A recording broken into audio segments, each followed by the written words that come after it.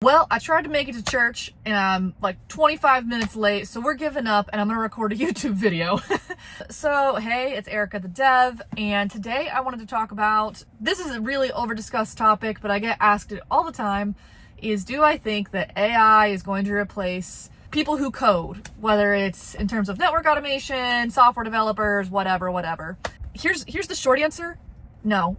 Actually, how do I want to explain this? This is what I would say about this. Right now we are using AI coding assistants. This is September 2025. We're using AI coding assistants. AI coding assistants are really helpful. I've done sessions in the past about real practical use cases for these coding assistants that I really need to update. Here's the thing. Even if you're using solutions like Lovable, I definitely think that you need to have an understanding of what it is you're building. Sure, if you just want to build something for funsies that you can show off to friends or use at home, like, sure, maybe you can just generate it, it's fine, whatever. But typically when I'm talking about coding with people or learning to code, we're talking about because we want to get a job or because we want to actually upskill in some way. And so when we talk about environments where people are actually coding and getting paid to do it, we're still talking about people who have to know what they're doing as they're using these AI tools. Again, coding is faster and less frustrating than it ever was before, but you still have to know what you're doing. And you see a lot of these companies are starting to pop up now, where software developers are going out on their own and basically advertising themselves as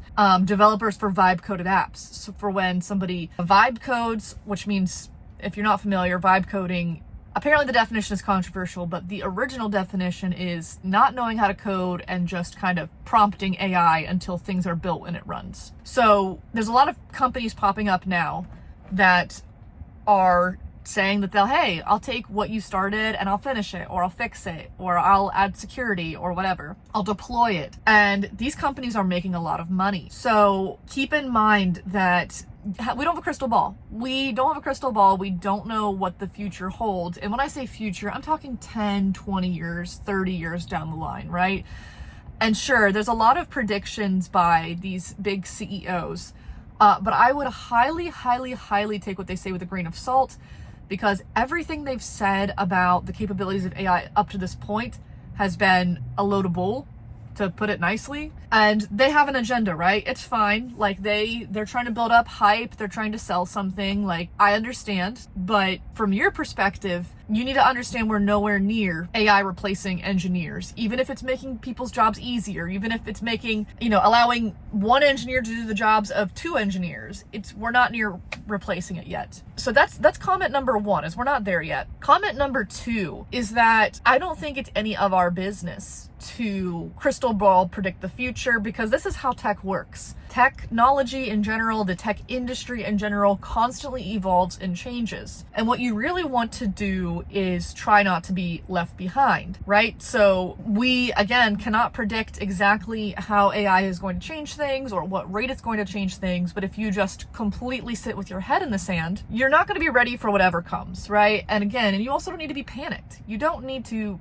panic. Just be aware, just like with any other technology trend, right? Like when automation came on the scene, people thought that they were all going to lose their jobs, and it has impacted various industries, but probably not to the extent that people expected. And I certainly expect the same for AI at this point in time. So what I advise people to do is to empower themselves by gaining the skills they need to understand whatever's coming next.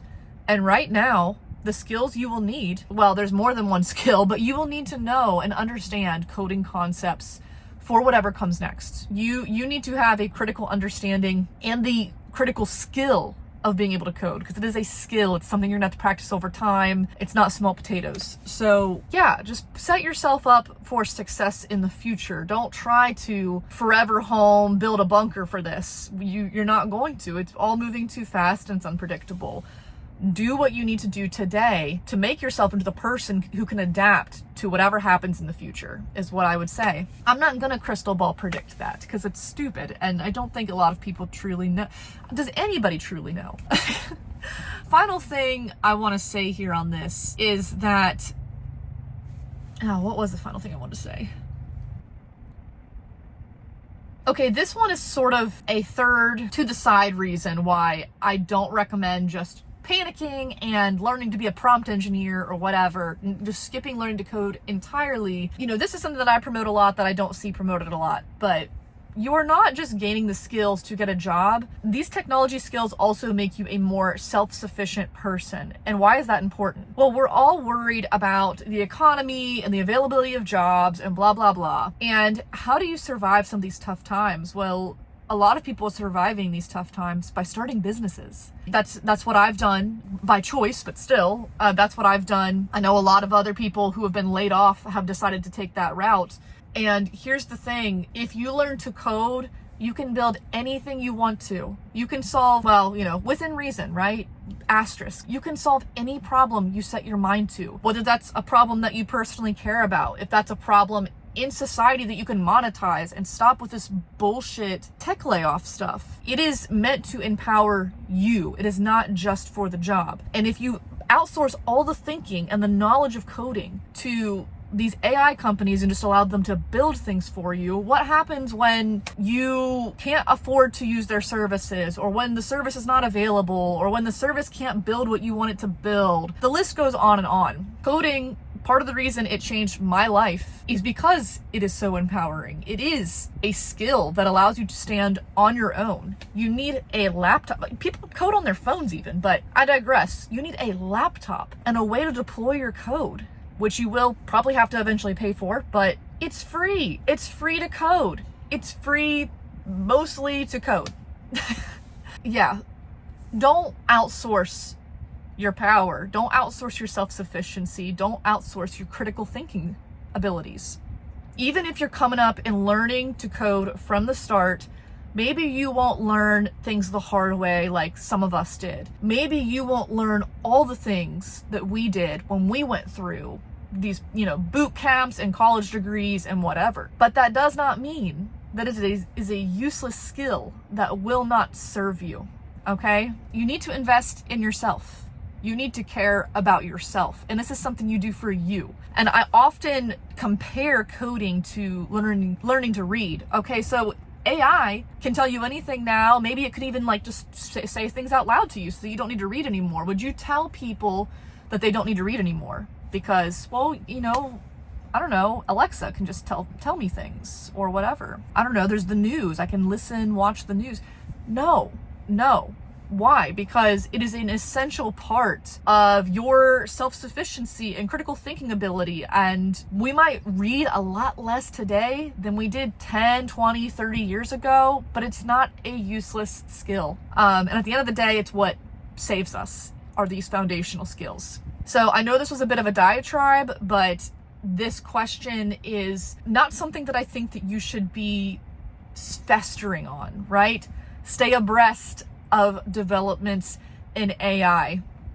As pathways become available to prepare for new careers, definitely pursue them. But at this point in time, do not forsake all of the foundational skills that AI needs or is built on top of. And that goes beyond just coding, right? That's a lot of different skills. Those skills are not suddenly useless. So let's not worry. Let's not live so much in the future and worry so much about the future. And let's focus on the right now and investing in ourselves right now to set ourselves up for the best possible life, both now and for whatever is to come. Anyway, guys, I know that was a little bit of a rant and a little bit abstract, but that's my take. I hope it helps you in some way, and have a good day. Take care.